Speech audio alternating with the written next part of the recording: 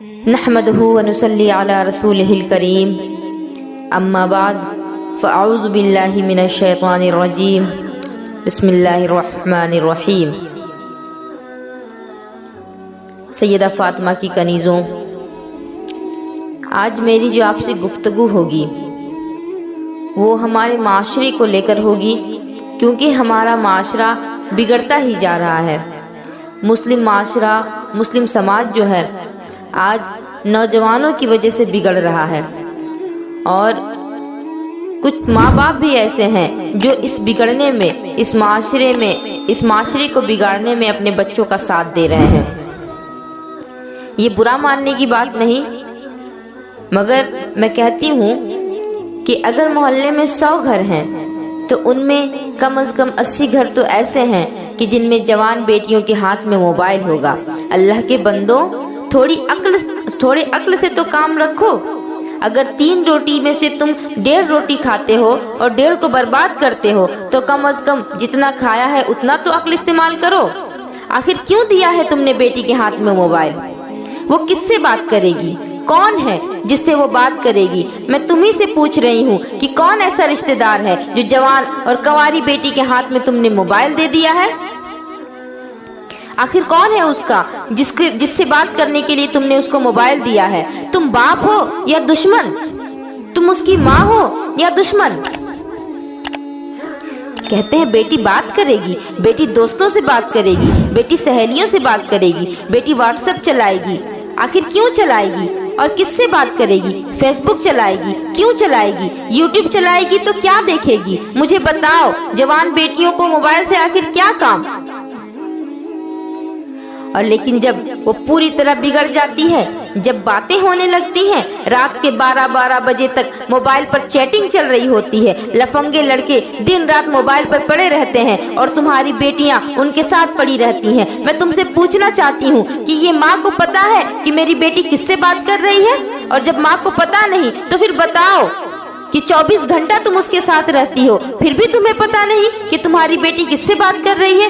باپ کو تو پتا ہو نہیں سکتا کیونکہ وہ بیچارہ کام پر چلا جاتا ہے، مگر یہ ماں کی کرتوت ہے۔ سب بگاڑنے کا کام ماں کا ہے۔ ماں کو پتا ہے کہ میری بیٹی زینے پر کھڑے ہو کر کے بات کر رہی ہے، ماں کو پتا ہے کہ میری بیٹی نل پہ کھڑی ہو کر کے بات کر رہی ہے، ماں کو پتا ہے کہ میری بیٹی کمرے کے اندر لحاف میں چھپ کر بات کر رہی ہے، ماں کو پتا ہے کہ میری بیٹی چھت پر آدھے گھنٹے سے بات کر رہی ہے۔ آخر کس سے بات کر رہی ہے؟ کیا تم نے کبھی سوال کیا؟ کیا تم نے اس سے کبھی پوچھا؟ تم نے اس کو موبائل دے دیا، کیوں دیا؟ اور جب بالکل بے عزتی سر پر آ جاتی ہے تو پھر یہ ماں مگرمچھ کے آنسو رونے لگتی ہے اور پھر باپ کے پاس آتی ہے، یعنی اپنے شوہر کے پاس آتی ہے اور کہتی ہے کہ پتا نہیں میری بیٹی کو کیا ہو گیا ہے، میری بیٹی تو ایسا نہیں تھی، میری بیٹی تو بہت شریف تھی، پتا نہیں میری بیٹی تو بہت اچھی تھی، وہ ایسا کیوں کرنے لگی ہے؟ لگتا ہے کسی نے اس کے دماغ کو پھیر دیا، لگتا ہے اس پر جادو کا اثر کر دیا گیا، لگتا ہے کہ اس پر جن آ گیا، لگتا ہے کہ اس پر بھوت کا سایہ آ گیا۔ ارے اس پر جن اور بھوت کچھ بھی نہیں آیا، یہ اس ماں کی کرتوت ہے جس نے اپنی بیٹی کو شے دے رکھا ہوا ہے۔ تیری جوان بیٹی تھی، تو نے اس کے سر پر دوپٹہ کیوں نہیں دیا؟ شادیوں میں اس جوان بیٹی کو ڈیکوریشن بنا کر کے لے جا رہی ہو، تمہارے یہاں شادی ہوگی، ایک بھی لڑکی کے سر پر دوپٹہ ہو؟ بتا دو مجھے، کیا ایسا ہوا ہے؟ کسی کا دوپٹہ ادھر ہوگا، کسی کا جوڑا ادھر ہوگا، کسی کا گلا کھلا ہوگا، کسی کی آستین پھٹی ہوگی، کسی کے کپڑے باریک ہوں گے، کسی کے بڑے شرارے، بڑے پلازو ہوں گے اور اسی میں وہ لپٹی ہوگی۔ اور صرف بیٹی ہی نہیں، آج تو ماؤں کا بھی یہ حال ہے کہ بیٹی کے ساتھ ساتھ ماں بھی ہیروئن بنتی نظر آ رہی ہیں، بیٹی کے ساتھ ساتھ خود بھی میک اپ کر رہی ہو۔ ارے او ماں، میں تجھ سے پوچھنا چاہتی ہوں کہ تو 40 سال کی ہو گئی، بوڑھی ہو گئی، اور تیری بیٹی جوان ہے، ابھی بھی تو ہونٹوں پہ لپسٹک لگا رہی ہے؟ یہ تو پھر وہی حال ہو گیا کہ جس کو کہنے والے نے کہا تھا کہ بوڑھی گھوڑی لال لگام۔ میں ان ماؤں سے پوچھنا چاہتی ہوں کہ تمہاری ذمہ داری کہاں گئی؟ تم نے اپنی ذمہ داری کو پس پشت ڈال دیا، حالانکہ اللہ رب العزت نے تمہیں اتنی بڑی ذمہ داری دی تھی۔ قرآن میں ارشاد فرمایا کہ اے ایمان والو، تم اپنی بھی آگ سے حفاظت کرو اور اپنے گھر والوں کو بھی جہنم کی آگ سے بچاؤ۔ लेकिन ये कह देना बहुत आसान है और अमल करना बड़ा मुश्किल। आज लोग चौराहे पर खड़े होकर के चीख चीख कर कहते हैं कि जमाना खराब हो गया है, माहौल बिगड़ गया है, बड़ा बुरा माहौल हो गया है। क्या बिगड़ा है माहौल? देख नहीं रहे हो शादियों में कैसा पहनावा है, फिर भी पूछ रहे हो कि माहौल बिगड़ गया है? क्या ये आसमान से उतरी है या जमीन में पैदा हुई है या किसी सब्जी के खेत से आई है या नदी से बह करके आई है? मुझे बताओ, आखिर ये भी इंसान ही है, ये तुम्हारी औलाद है, हमारी बहन बेटियां हैं, बोलो है कि नहीं? आखिर ये हमारी ही बहन बेटियां हैं ना, इन्हें कौन सुधारेगा? क्या कोई इमाम इनके सर पर दुपट्टा रख देगा? क्या कोई आलिम जाकर के इनके आंचल को संभालेगा? ये माँ बाप की जिम्मेदारी है। आज सबक लेकर के जाएं, हर माँ बाप अपने घर इस जिम्मेदारी को संभाले, इंशाअल्लाह पूरा माहौल संभल जाएगा, पूरा माशरा संभल जाएगा। लेकिन बाप जानबूझ करके अंधा बना हुआ है, आंखों में चर्बी चढ़ गई है, कोई देखता भी नहीं और दिखाई भी नहीं देता। शादी में सब लोग देख रहे हैं, मामू हैं, खालू हैं, चाचा हैं, सब लोग देख रहे हैं, लेकिन बोलने की हिम्मत किसी के अंदर नहीं कि नहीं दूसरे की बेटी को मत बोलो। अरे तुम बोलोगे किस मुंह से जब तुम्हारी खुद की बेटी में यही चीजें होंगी? जब तुमने अपनी खुद की बेटी को बिगाड़ रखा है तो फिर तुम दूसरे की बेटी को बोलने का कोई हक नहीं रखते। अपनी बेटी को बोल सकते हो, पहले उसे सुधारो, उसे संवारो और उसके बाद किसी और की बेटी को कहना। लेकिन मैं अपने नौजवान भाइयों से इतनी उम्मीद तो रख सकती हूँ, क्योंकि माँ बाप तो बूढ़े हो गए, माँ बाप की बातें आज औलाद नहीं मानती, लेकिन तुम भाई हो सकता है कि तुम्हारी बात तुम्हारी बहनें मान जाएं, लेकिन तुमने खुद को इस लायक ही नहीं छोड़ा। कम अज कम तुम ही इस लायक हो जाते कि तुम अपनी बहन के सर पर आंचल रख देते, तुम ही इस लायक होते कि अपनी बहन को दुपट्टा उड़ा देते। मगर अफसोस तो इस बात का है कि तुम कैसे अपनी बहन को दुपट्टा उड़ा सकते हो? तुमने अपनी बहन की शक्ल देखी है? तुम्हारे हाथों में चूड़ी, तुम्हारे हाथों में कड़े, तुम्हारे हाथों में तागे बंधे हुए हैं। अरे कपड़े तुमने जो पहने हैं और जो चूड़ी पहनी हुई है, भाई कौन ऐसा भाई है जो अपनी बहनों के लिबास पहना करता हो? जब भाई ही ऐसा करेगा तो फिर वो अपनी बहन के सर पर दुपट्टा कैसे रखेगा? कानों में कुंदन है, कड़े और चूड़ी पहनने वाला भाई कौन सा हाथ लाएगा कि अपनी बहन के सर पर दुपट्टा रख दे? कानों में कुंदन पहनने वाला भाई कौन सा हाथ लाएगा जो अपनी बहन के सर पे दुपट्टा रख दे? नाक में नथुनी पहनने वाला भाई कौन से ऐसे हाथ लाएगा जो अपनी बहन के सर पे दुपट्टा रख दे? गले में चैन पहनने वाला भाई ऐसा कौन सा हाथ लाएगा जो अपनी बहन के सर पे दुपट्टा रख दे? मेरी तुम्हारी बहन को छत से तकने वाला भाई, मोबाइल से बातें करने वाला भाई, अरे बोलो शादियों में इधर उधर लड़कियों को छेड़ने वाला भाई। जब भाई ही इस तरह का होगा तो फिर भला वो अपनी बहन के सर पर दुपट्टा कैसे रख सकता है? कहाँ गए वो भाई जो अपनी बहनों को अपनी इज्जत कहा करते थे? कहाँ गए वो भाई जो अपनी बहनों के सर पर आंचल रखा करते थे? आखिर कौन रखेगा?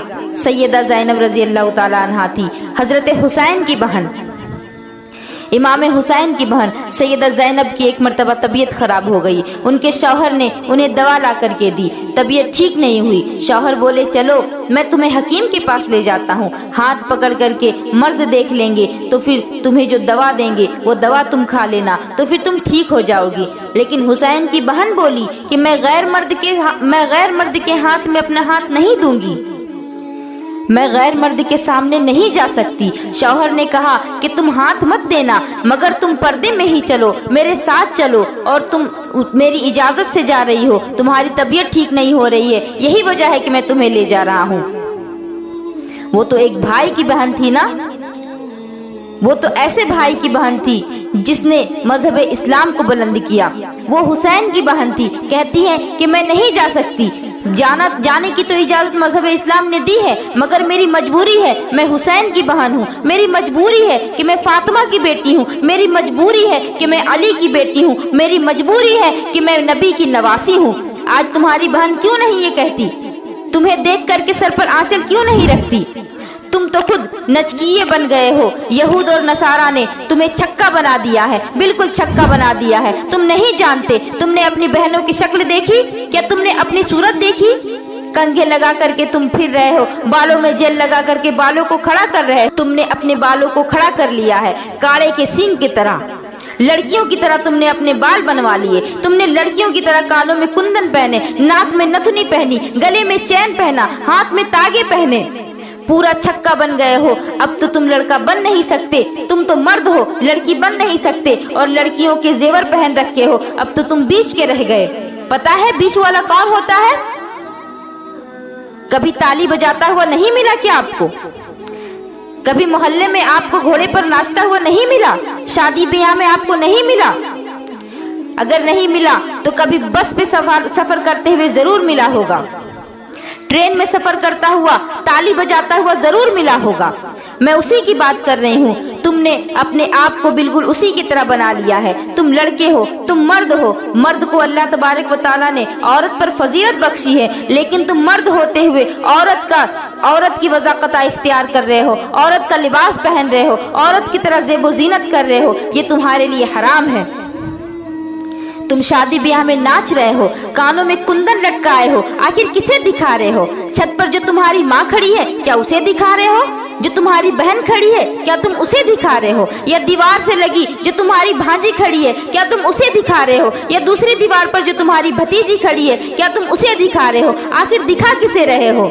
मुसलमानों की ये शान नहीं, मुसलमानों की तो ये शान थी कि गैर मुस्लिम लड़की भी अगर मुसलमानों के मोहल्ले में रहती तो वो अपने आप को महफूज शुमार करती थी, अपने आप को सेफ समझती थी, और वो ये कह दिया करती थी कि मेरी इज्जत पर आंच नहीं आ सकती। और जब उससे पूछा जाता कि तुम इतने दावे के साथ क्यों कह रही हो, तो वो कहती कि मैं उस नबी के गुलामों के मोहल्ले में रहती हूँ कि जिसने हुक्म दिया है कि अपनी नजरों को नीचे रख करके चला करो। हालांकि मजहब इस्लाम तो वो पाक मजहब है जिसके बारे में मुसलमान तो मुसलमान, गैर मुस्लिम भी उसकी तारीफ करते नहीं थकते। गैर मुस्लिम भी इस मजहब के बारे में कहते हैं कि मजहब इस्लाम का कानून अगर दुनिया में नाफिज कर दिया जाए तो सारी दुनिया से जुल्म ख़त्म हो जाएगा। अगर तुम अदलो इंसाफ चाहते हो, अदलो इंसाफ के साथ फैसला करना चाहते हो, तो मजहब इस्लाम के कानून के तहत तुम फैसला करो। तुम्हारा फैसला बिल्कुल इंसाफ के साथ होगा।